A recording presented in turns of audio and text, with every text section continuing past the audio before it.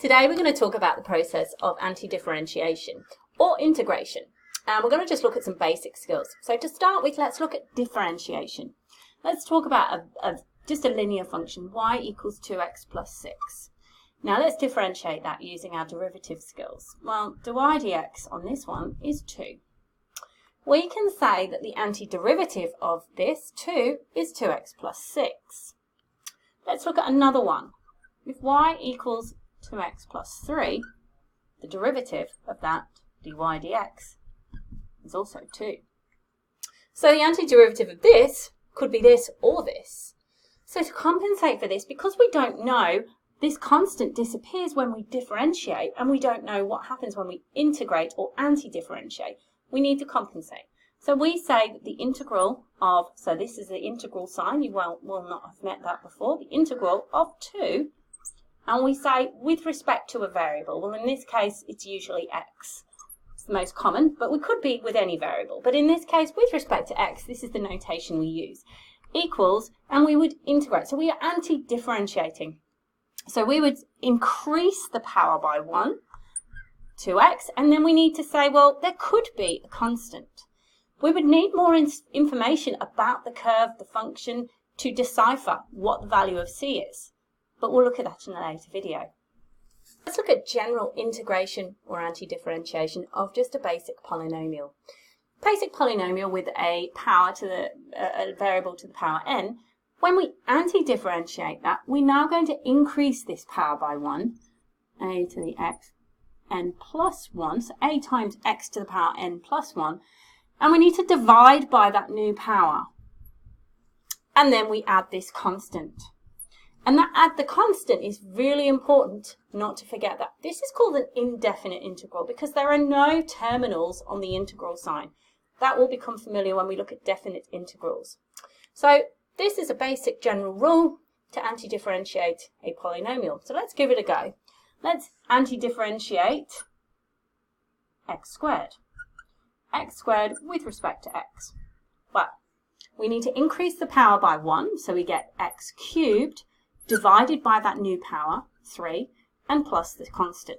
That means the integral of x squared is a third x cubed plus c.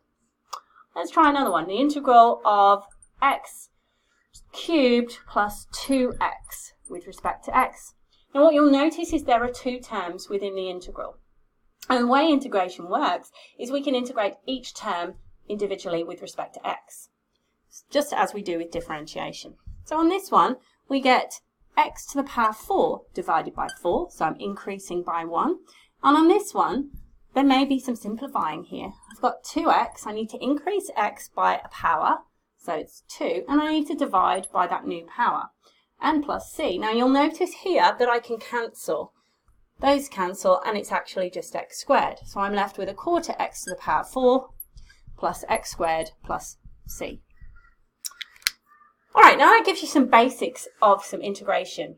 Obviously, there's a lot more that you could go through with your teacher and look at your notes for some extra examples.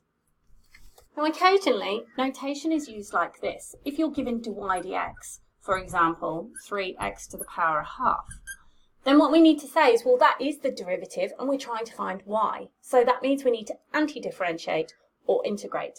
So I'm actually going to find y, do the integral of 3x to the half with respect to x. Now we're dealing with a fractional power here, and it's no different. We just still add a whole power. So when we add a power, we get 3x. A half plus 1 means we add the denominator, remember, to the numerator, which gives us to the power 3 over 2. And we need to divide by that new power. Now that looks messy. Doesn't look particularly nice, so we need to tidy that up. Now you'll have various ways of knowing how to divide by a fraction, but pretty much this denominator here goes on the top to create 6x to the power 3 upon 2, and the denominator remains as 3. And that simplifies. Now I'll write that down. You won't necessarily need to write all those steps, but we end up with, so that 2 goes up there, divided by the 3. Okay, and that's how it works.